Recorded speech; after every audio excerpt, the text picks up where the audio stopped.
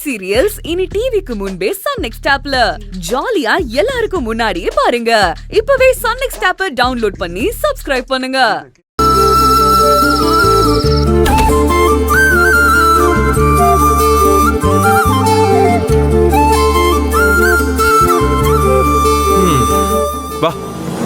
ஆமா நந்தினி, இந்த தீபாவளி பொங்கல் மலைக்கு மாலை போடுறது இந்த மாதிரி ஏதாச்சும் வந்துச்சுன்னா நீ பயங்கர பரபரப்பாயிடுறிய.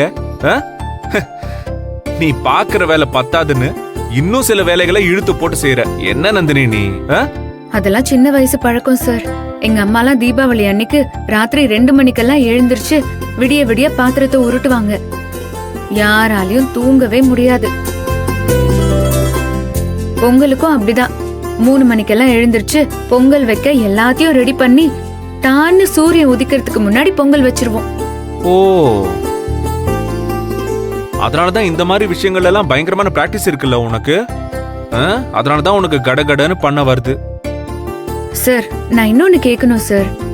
உங்க ஊர்ல குறிப்பா இந்த வீட்டுல முதலாளிங்களும் தொழிலாளிங்களும் சேர்ந்து பொங்கல் கொண்டாடுற பழக்கம்லாம் இல்லையா? இல்லையே, நீ சொல்றதுதான் புதுசா இருக்கு. எல்லாரும் சேர்ந்து பொங்கல் கொண்டாடுறது. மே 1ஆம் தேதி இந்த தொழிலாளர் தினம் அன்னைக்கு நீ சொல்ற மாதிரி நாங்க செஞ்சுட்டு தான் இருக்கோம்.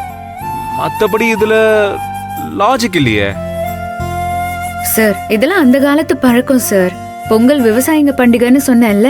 வருஷம் முழுக்க தங்களுக்கு சாப்பிட அரிசி கிடைக்கிறதுக்கு காரணமான சூரியனுக்கு நன்றி சொல்லி அவங்க பொங்கல் வைக்கிறாங்க.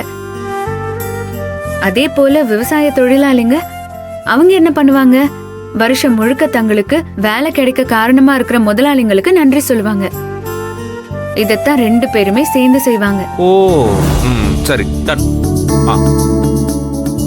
ஆமா சார், ஒரு பெரிய விவசாயி கொஞ்சம் கூடுதலா நிலபலம் இருக்குன்னா அவரோட நிலத்துல தொடர்ந்து வேலை செய்யறவங்க பொங்கல் அன்னைக்கு அவரை தேடி வந்து அவங்களால முடிஞ்ச சின்ன சின்ன பரிசு கொடுத்து நன்றி சொல்லுவாங்க.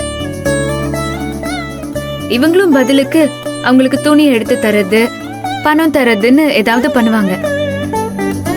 இதுல நல்லதும் இருக்கு கெட்டதும் இருக்குன்னு வைங்களேன். எப்படி இருந்தாலும் இந்த பழக்க வழக்கம் எல்லாம் இப்போ கிராமத்திலேயே முக்காவாசி அழிஞ்சு போச்சு. ஏன்னா விவசாய வேலைங்க எல்லாத்துக்கும் மிஷின் வந்துருச்சுல்ல. அதே மாதிரி வயல் வேலை பார்த்த தொழிலாளிங்க பிள்ளைங்க எல்லாம் நல்லா படிச்சு அடுத்த கட்டத்துக்கு போயிட்டாங்க. சூப்பர் நந்தினி, அதுவும் நல்ல விஷயம் தானே. கண்டிப்பா சார், இல்லனா அதுக்குள்ளேயே கிடந்து உழல்ற மாதிரி ஆயிருக்கும். உன்னால நானும் நிறைய விஷயம் கத்துக்கிட்டு இருக்கேன் நந்தினி. சரி, அதெல்லாம் விடு. நீ எதை சொல்ல வந்தியே அத சொல்லு. இப்ப சொன்னதா சார், அப்படி தொழிலாளிங்களை கூப்பிட்டு வச்சு அவங்க கூட சேர்ந்து பொங்கல் கொண்டாடுற பழக்கம் இங்கெல்லாம் கிடையாதான்னு கேக்குறேன்.